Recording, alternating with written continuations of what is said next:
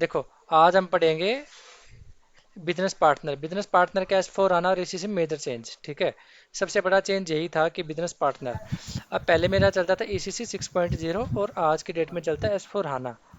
अब देखो, जब मेरा ECC चलता था तो ECC में क्या आता था, तो लास्ट हमने कस्टमर अकाउंट ग्रुप किया था, पार्टनर डिटर्मिनेशन किया था। तो उसके बाद हम क्या करते थे, उसके बाद डायरेक्ट कस्टमर मास्टर हम चेंज क्रिएट कर सकते थे। ठीक है, बट एस4 हाना में क्या हुआ कि एक एडिशनल कॉन्फ़िगरेशन, एक एडिशनल कॉन्सेप्ट आ गया, मेरा बिजनेस पार्टनर। अब बिजनेस पार्टनर क्या है, देखो, अब मेरे अच्छा, ये ECC के ईसीसी में अंदर, नहीं था हमारे पास बिजनेस पार्टनर नहीं, कंसेप्ट। अब ओके। ECC में हमारे पास टी कोड होता था XD01 कस्टमर क्रिएट करने के लिए, हम्म। XD02 था मेरा कस्टमर चेंज करने के लिए, ठीक है। और XD03 था मेरा कस्टमर डिस्प्ले करने के लिए। अब देखो, अब S4 ठीक है। हाना में आया ये। ठीक है, अब S4 हाना SAP क्या करता है कि एवरी ईयर और एवरी आफ्टर 2 ईयर ना, क्या करता है कि नए नए अपने वर्जन चेंज कर देता है। पहले जैसे अपडेट अपने करता है। 1509 आया था, 1709 आ गया, 1609 आ गया, 1809 आ गया। अब आज की डेट में 2020 चल रहा है, 2020 भी सबसे लेटेस्ट वर्जन है। ठीक है, ठीक है। अब ECC में S4 आना में क्या, जो सबसे मेजर चेंज था वो था बिजनेस पार्टनर। ठीक है। अब बिजनेस पार्टनर देखो, अब बिजनेस पार्टनर क्या हो सकता है, बिजनेस पार्टनर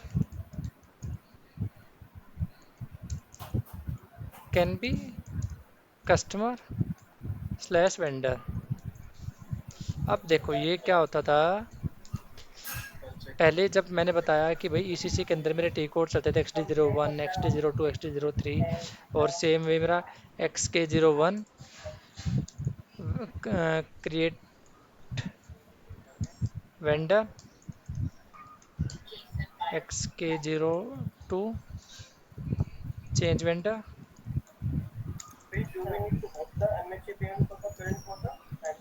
और XK03 डिस्प्ले वेंडर। ठीक है। Display vendor. अब S4 आने में आने के बाद हमारा जो सबसे मेन चीज़ आया, बिजनेस पार्टनर। अब S4 आना में आने के बाद बिजनेस पार्टनर हुआ, तो इसका मतलब देखो क्या होता था, पहले हमें क्या करना पड़ता था, different different T code run करने पड़ते थे। ठीक है, हम्म। और अभी हमारे पास एक मेजर, एक कॉमन टी कोड हो गया, BP। ठीक है। अब ये देखो ये क्या हुआ, देखो मैंने बताया business partner can be customer और वेंडर। अब S4 आना आने के बाद SAP ने क्या किया कि, अब मैंने आपको लास्ट क्लास में बताया था, मेरे कस्टमर के तीन भी होते हैं। कस्टमर है 3 व्यूज। व्यूज। ठीक है, ठीक है। जनरल डेटा, हम्म। Company code data,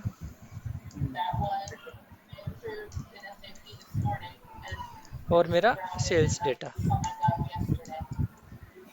same way मेरा वेंडर में भी तीन भी होते हैं, vendor has 3 views. One is general data, company code data,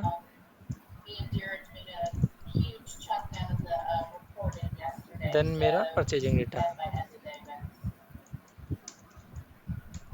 purchasing data.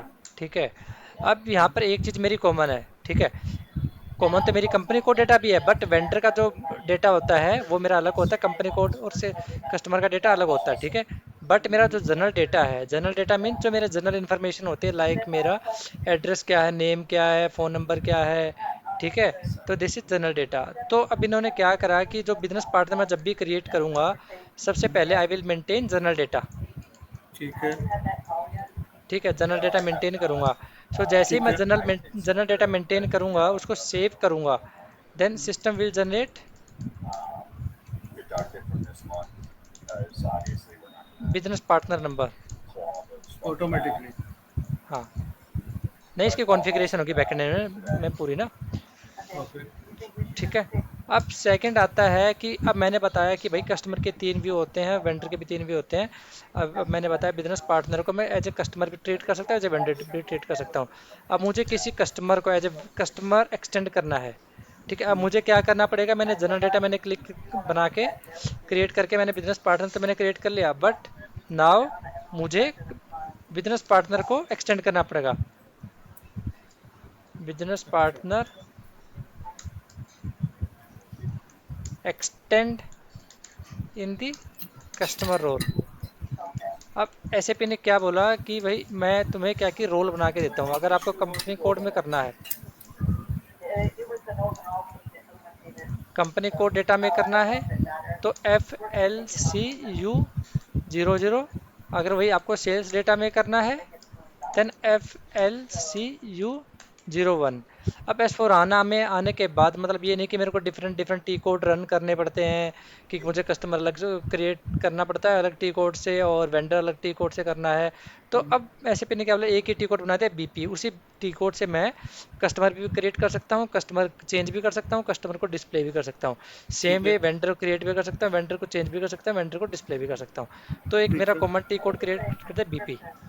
ठीक है। ठीक है। अब सेकंड चेंज क्या है? सेकंड चेंज है मेरा टेबल लेवल। अब टेबल लेवल पे चेंज क्या है देखो, पहले कुछ मेरा मेन तो मेरे जो मेन मेरा चेंजेस है प्राइसिंग लेवल पे। ठीक है, प्राइसिंग टेबल लेवल चेंजेस। ठीक है। प्राइसिंग टेबल जो मेरा ईसीसी में चलती थी, मेरी जो मेरी ईसीसी में जो मेरी कॉमन टेबल थी प्राइसिंग के लिए, वो थी क्यू एन वी। अब उसको रिप्लेस करने करके एस फोर हाना में वो हो गई PRCD_एलिमेंट्स। ठीक है। अब सेकंड मेरी टेबल थी VBUK/VBUP। अब ये क्या होता था? ये होता था स्टेटस टेबल। ठीक है। स्टेटस टेबल का मतलब समझो कि मेरे को पता करना है कि मेरा सेल्स ऑर्डर कितना प्रोसेस हुआ है या नहीं हुआ है, मेरा डिलीवरी प्रोसेस हुआ नहीं हुआ है, मेरा बिलिंग प्रोसेस हुआ है कि नहीं हुआ है, या पार्सल प्रोसेस हुआ है। तो हमारा क्या करता है, VBUK टेबल से हम क्या कर सकते थे, पता लग जाता था कि जो मेरा सेल्स ऑर्डर पार्सली प्रोसेस्ड है या फुली प्रोसेस्ड है, या मेरा बिलिंग डॉक्यूमेंट फुली इनवॉइस्ड है, पार्सल इनवॉइस है। तो मुझे पता लग जाता था। ठीक है। अब उन्होंने क्या किया, इसका ना जो मेरी कॉमन टेबल होते हैं VBRK, VBAK, VBAP, VBRK/VBRP।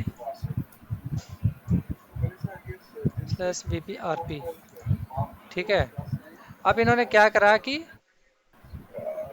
जो टेबल लेवल चेंजेस था ना, जैसे मुझे सेल्स ऑर्डर से रिलेटेड मुझे चेंजेस चेक करने हैं, sales order status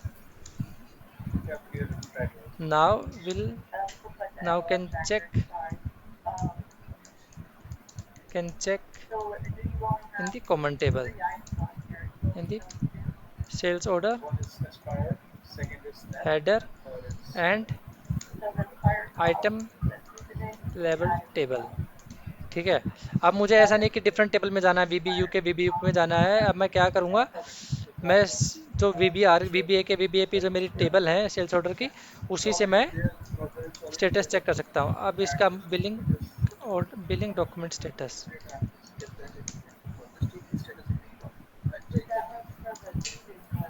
now can check the status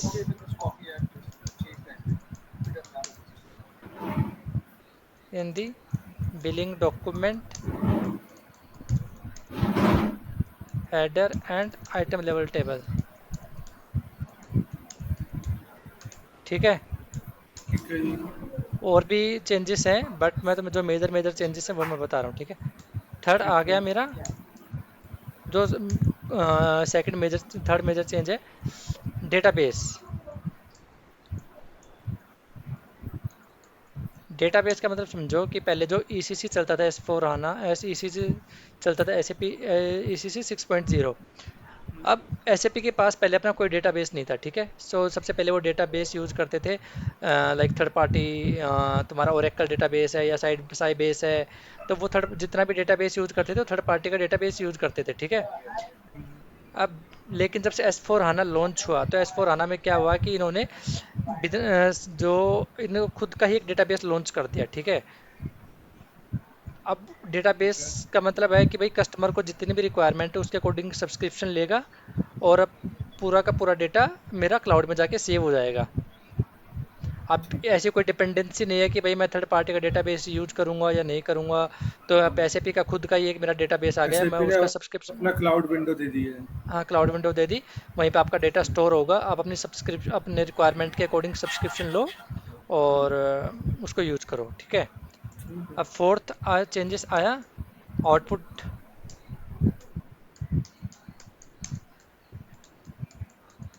output determination. अब आउटपुट डिटरमिनेशन क्या है कि देखो, आउटपुट डिटरमिनेशन की कॉन्फ़िगरेशन सेम होती है मेरे आज भी एस फोर आना के अंदर, बट एक ची- अलग से कॉन्सेप्ट दे दिया ने, बी आर एफ प्लस। अब ये क्या होता है, business rule framework.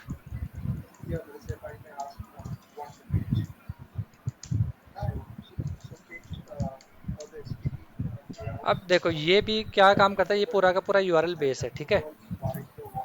URL base का मतलब है कि आप ना मतलब जितनी आउटपुट डिटरमिनेशन के अंदर कंडीशंस लगा सकते हो ना, फर्दर आप उसको और भी ज़्यादा एनहेंस कर सकते हो, ठीक है। ठीक है। बेसिकली जो आउटपुट डिटरमिनेशन यूज होता है मेरा प्रिंट आउट के लिए यूज होता है, ठीक है। ठीक प्रिंट है। आउट के लिए, ईमेल के लिए यूज होता है, बट आप उसको फर्दर उसको एनहेंस करना चाहते हो तो आप बीआरएफ प्लस एक्टिवेट कर सकते हो, ठीक है।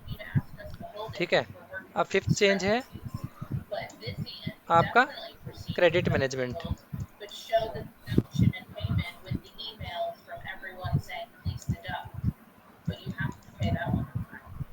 क्रेडिट मैनेजमेंट, पहले जो क्रेडिट मैनेजमेंट था, S D S D consultant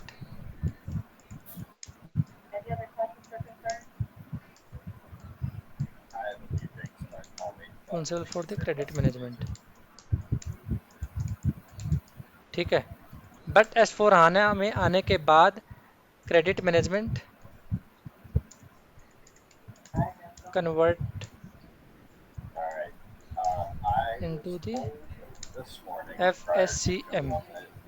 F S M क्या होता है, फिनेंशियल सप्लाई चेन मैनेजमेंट, ठीक है।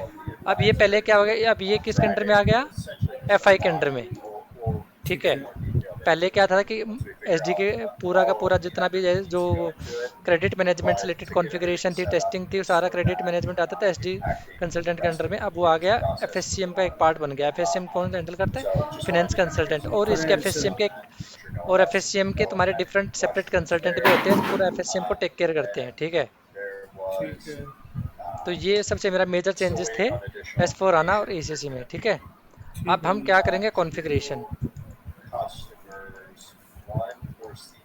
कॉन्फ़िगरेशन ऑफ बिजनेस पार्टनर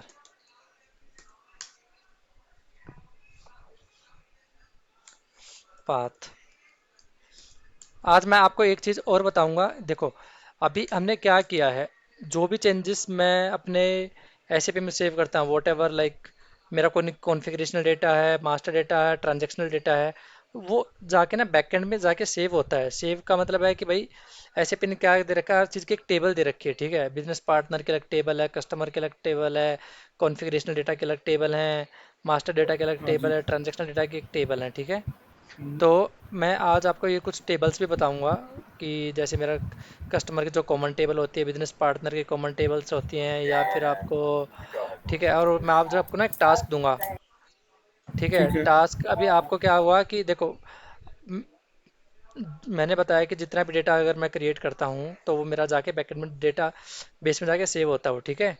अब वो डेटाबेस का यूज़ क्या आता है मैं आपको वो भी बताऊंगा, और आपको क्या चेक करना है कि धीरे धीरे आपको ना एसएपी की जो स्टैंडर्ड टेबल्स होती हैं, स्टैंडर्ड टेबल्स आपको इंटरनेट से निकालनी है और उनका यूज़ करना स्टार्ट करना है, ठीक है। Because without standard table tables मतलब इन, किस काम में आती है?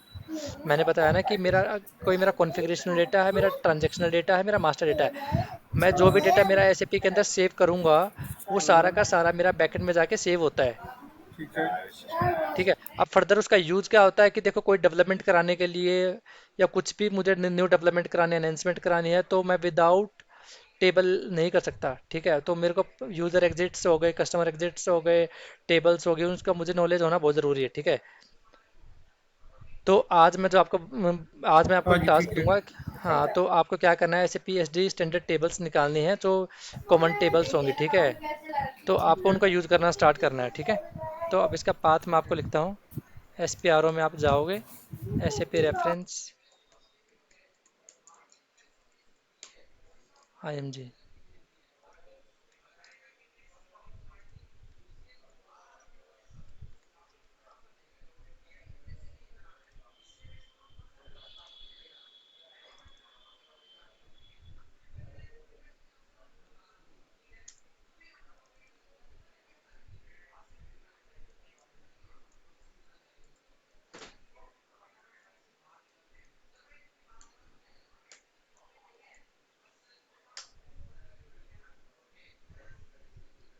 एस पी आर ओ में मैं गया, S A P reference I M G, then cross application component,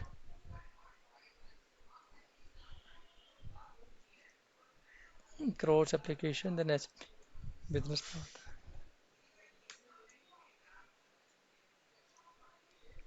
then business partner,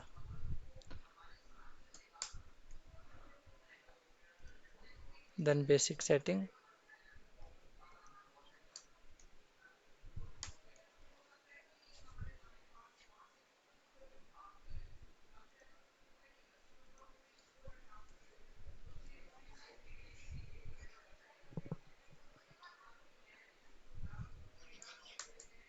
business partner role. अब बिजनेस पार्टनर रोल पे हम जाएंगे। तो सबसे पहले मेरा जो कॉन्सेप्ट आता है, डिफाइन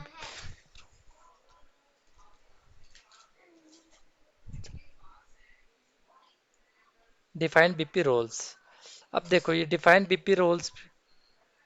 अब मैंने बताया कि आपको ना एसएपी ने एस फोर आना में स्टैंडर्ड रोल्स दे रखे हैं कंपनी कोड के लिए। कंपनी कोड और सेल्स डेटा, ठीक है, और क्रेडिट मैनेजमेंट। अब मुझे इसका मेरा जो स्टैंडर्ड रोल है डिफाइन बीपी रोल्स पे मैं जाऊंगा।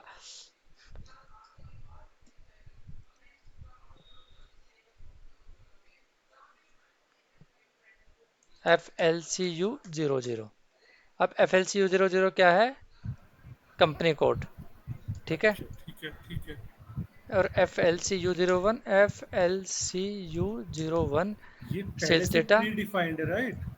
ये एसएपी ने स्टैंडर्ड बना के दे रखे हैं, ठीक अच्छा, है। स्टैंडर्ड बना अब के दे रहा अब है, ठीक है। एसएपी में भी देखो, अब क्या होता है कि देखो ये किसी भी आप कंपनी में जाओगे ना, ठीक है।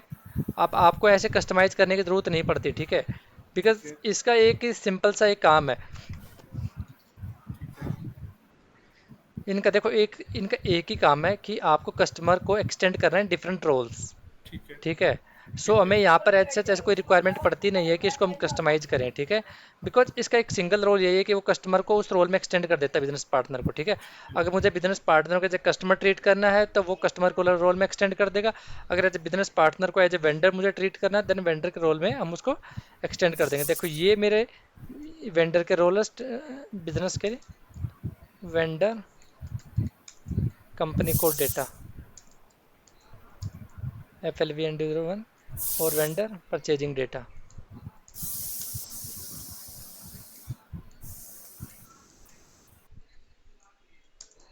एफ एल वी एन 01, ठीक है।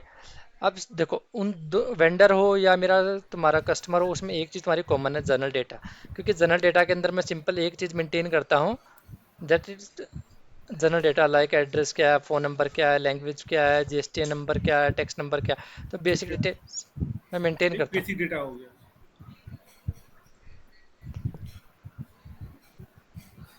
ठीक है। अब इसके अंदर सो हमें यहाँ पर एज सच कोई रिक्वायरमेंट नहीं है कि भाई मैं यहाँ पे कॉन्फ़िगरेशन मुझे करनी पड़े, ठीक है।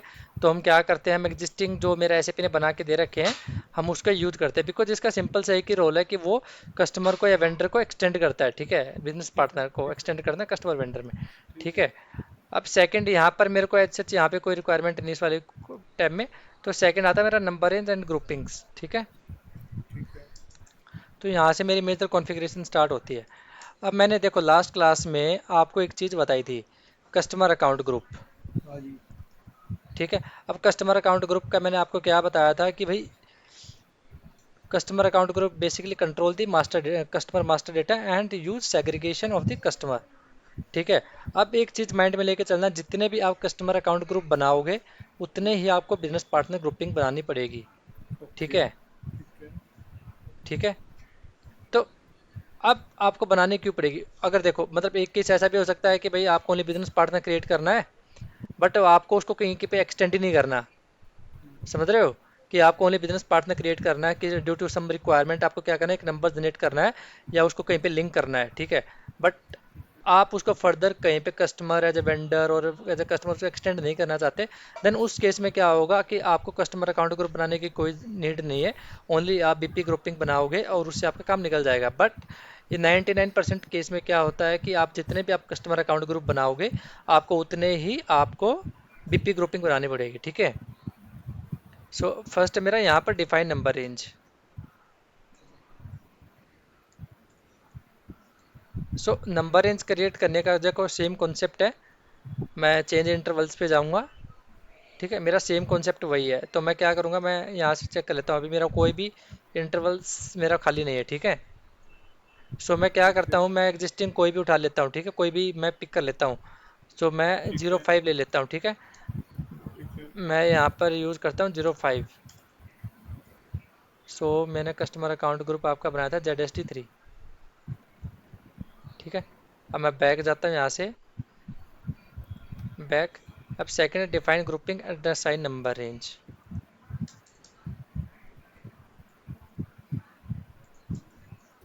Click on new entry and create the BP grouping and assign the cust sorry number range की।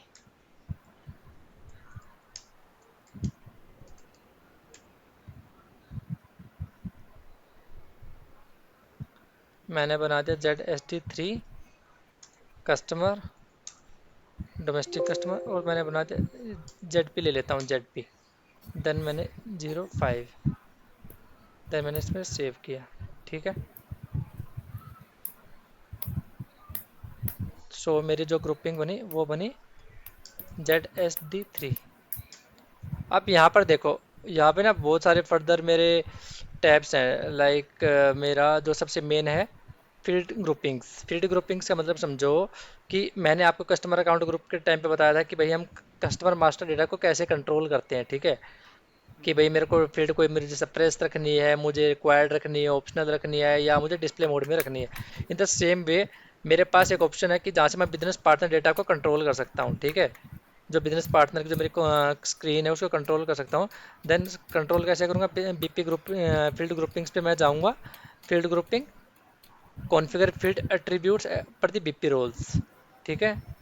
मैं देन कॉन्फ़िगर, यहाँ पर मेरे सारे के सारे रोल आ गए। ठीक है। अब सपोज करो मेरे को जनरल डेटा में मुझे कुछ चेंज करना है। ठीक है। So this role is for general data 6 time 0।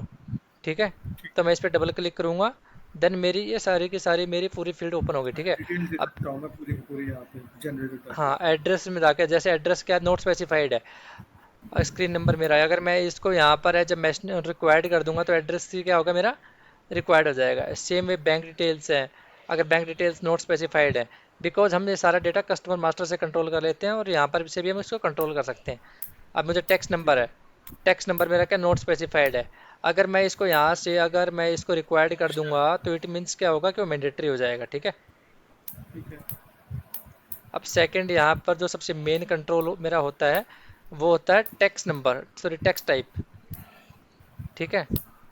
ये क्या होता है टेक्स्ट टाइप में, समझो क्या होता है कि देखो नोट टेक्स्ट टाइप, हाँ, text number, maintain text categories. ठीक है। अब देखो ये क्या होता है कि देखो हर कंट्री का ना एक जैसे कोड होता है। अब हम्म। मेरे इंडिया में जैसे जैसे GST नंबर चलता है। ठीक है। और हाँ। कहीं पे वैट भी चलता है, तो अब मेरा जो इंडिया का है वो क्या है, IN3। सो मुझे IN3 क्या करना पड़ता है, यहाँ से एक्टिवेट करना पड़ता है। ठीक है। ठीक है। यहाँ से जाके मुझे ऑन ऑफ, अगर मैं इसको एक्टिवेट कर दूंगा देन मैं इसको एक्टिवेट करूंगा तभी जाके मेरा कस्टमर मास्टर डेटा में दिखेगा, मुझे सर बिजनेस पार्टनर डेटा पे दिखेगा। अगर मैं यहाँ से उसको ऑफ रखता हूँ देन वो डीएक्टिवेट रहेगा। सो मुझे यहाँ से जाके टैक्स कैटेगरी भी एक्टिवेट करनी पड़ती है कंट्री वाइज, ठीक है। देन मेरा नेक्स्ट है, अब मैं जाऊंगा master data synchronization.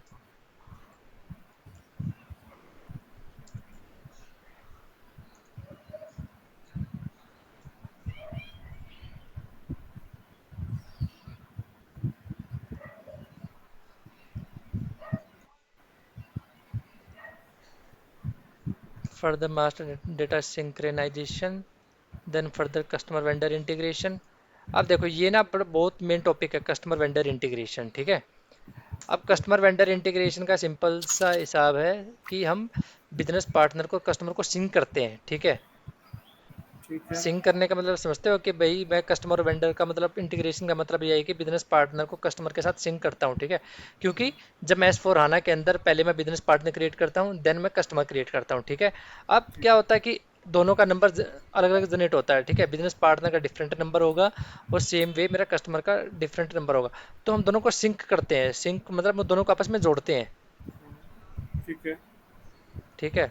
Then customer vendor integration, customer then business partner setting,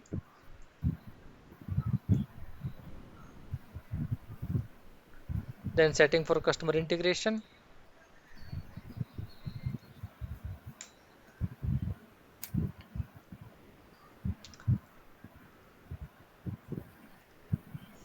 then मेरा है डिफाइन बीपी रोल,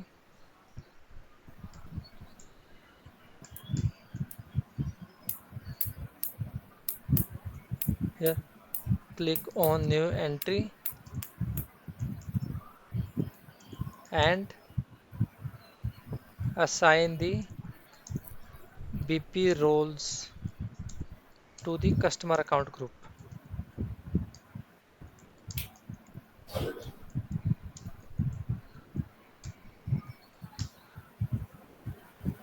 सो मेरा अकाउंट ग्रुप है मेरा ZSD3, मेरा एक रोल है FLCU00।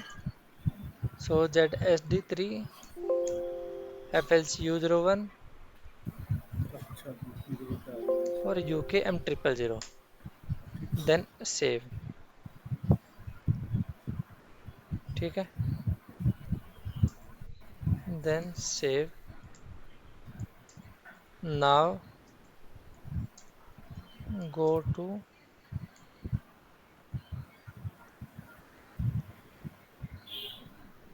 field assignment for customer integration, then assign key,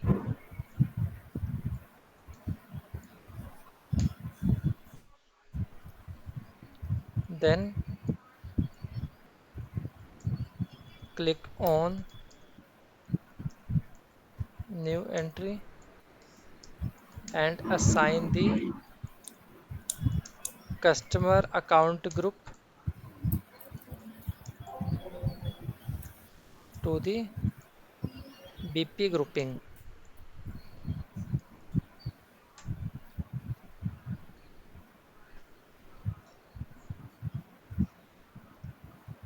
सो मेरा क्या है ZSD3, ZSD3, then save, then save,